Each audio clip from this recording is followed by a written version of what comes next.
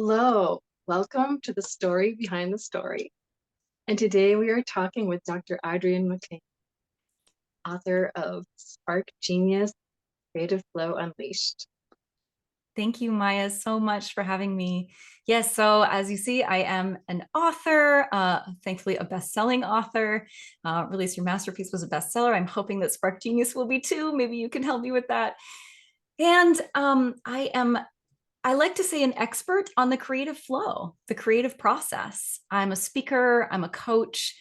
And what I do is basically just realign frustrated creators to their natural creative process, which I call the doer cycle, so that they can create and innovate with ease and enjoyment.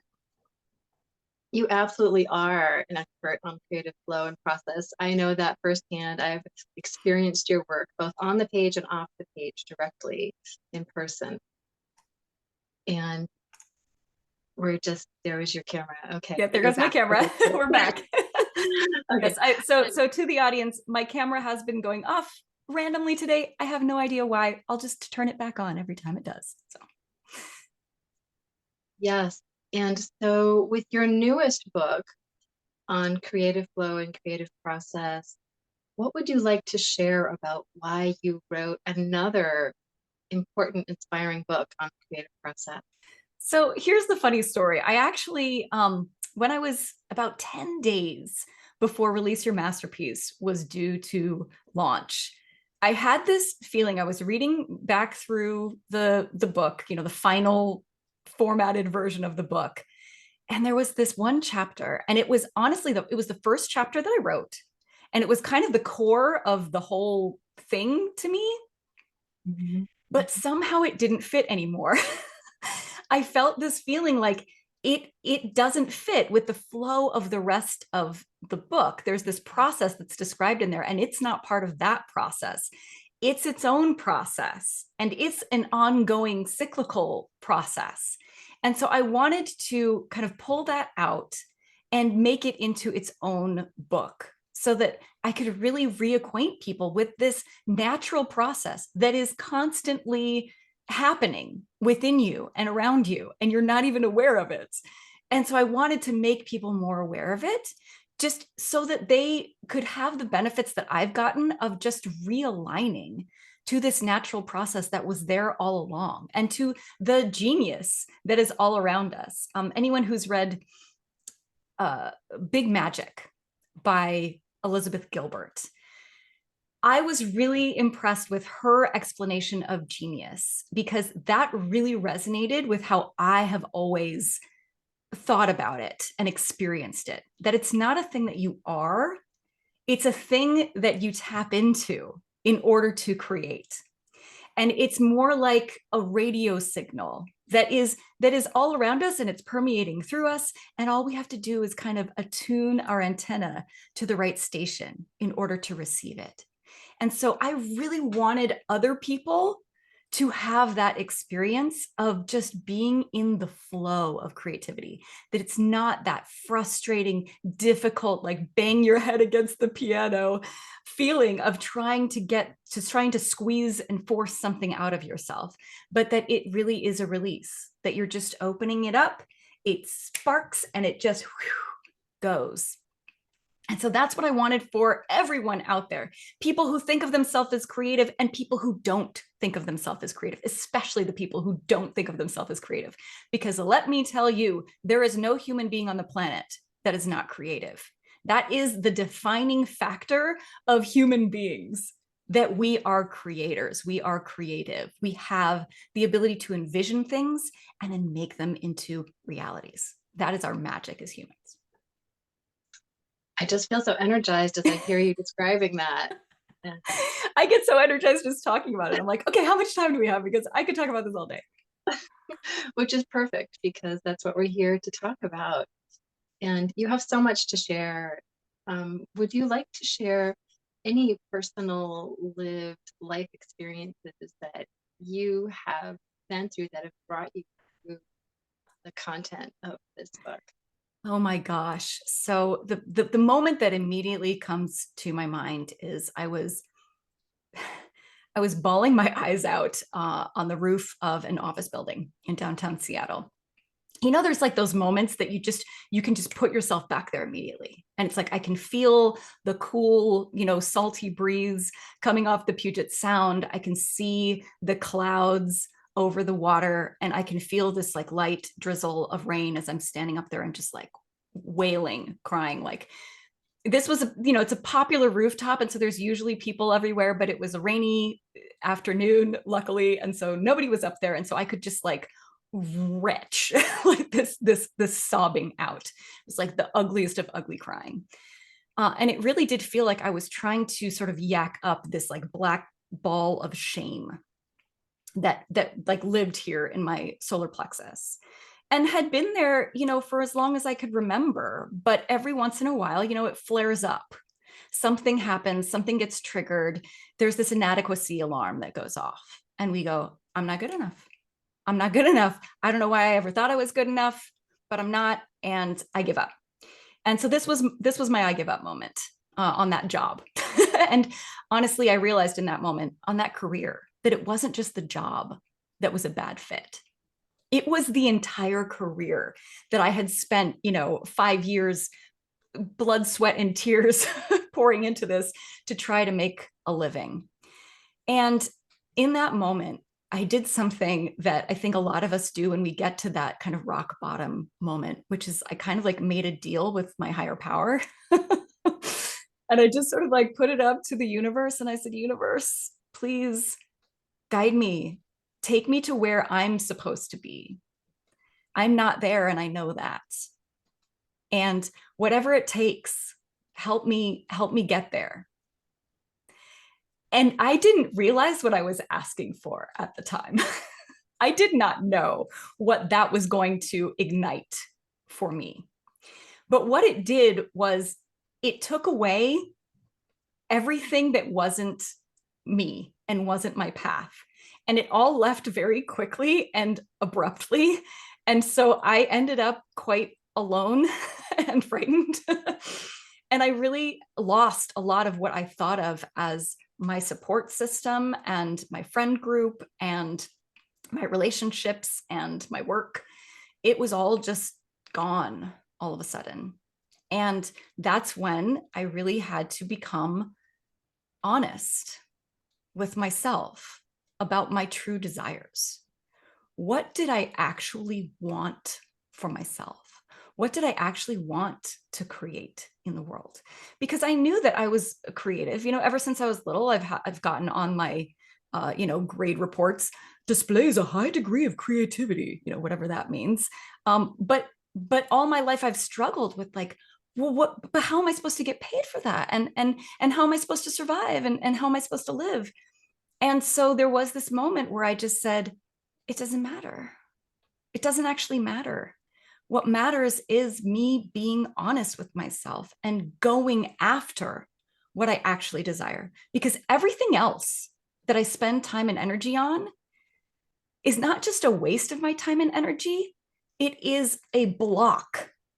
It is a block that I'm putting on myself. It is an obstacle that I am imposing on myself, on my own, my authentic path, my actual path to my destiny. I always love to say that, desire, it comes from decidere, of the stars. And that is destiny. That's what's written for you. And you create that path by actually being honest with yourself and authentically giving your gifts. I just think it's the height of ingratitude if we have these gifts and we're not sharing them, we're not giving them to the world. Like, how would you feel if you gave your child a handmade gift and you knew it was perfect for them and would help them become the person that they are meant to be, and then they just hid it in a drawer and never made use of it? I mean, how much would that hurt you? And so sometimes I just want to like say, I'm so sorry, universe. Like, I'm so sorry that I ignored this for so long. And thank you so much for these amazing gifts. And now all I want to do is just share them and help other people do the same. That's all I want to do. day and night. I think that answered your question. Beautifully and deeply. And what a gift to the world that you are sharing. The gift of your relationship to your creativity that you've healed and that now you can translate into writing and into your personal presence and bring to all of us. Maya, you're bringing out such wonderful things from me. Thank you. I am thankful to you for having such wonderful things to be brought out and that you're willing to be brought out. Okay. You've just described this incredibly beautiful, intense journey of self-healing transformation. And that leads me to wonder, to ask you, how can your readers, your audience, your viewers be in touch with you to continue their journey with you beyond having the joy of reading your book? Thank you so much for asking.